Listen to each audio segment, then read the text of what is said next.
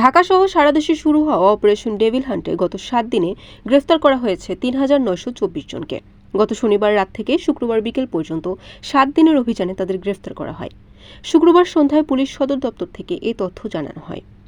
Police সদর দপ্তর জানায় গত একদিনেই গ্রেফতার করা হয়েছে 509 জনকে।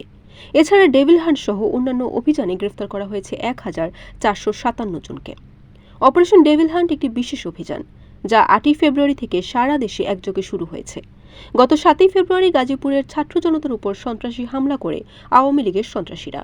এই হামলায় নেতৃত্ব দেয় ছাত্র জনতার অভ্যুত্থানে ক্ষমতাচ্যুত স্বৈরাচার শেখ হাসিনার নেতৃত্বাধীন আওয়ামী লীগের নেতাকর্মী।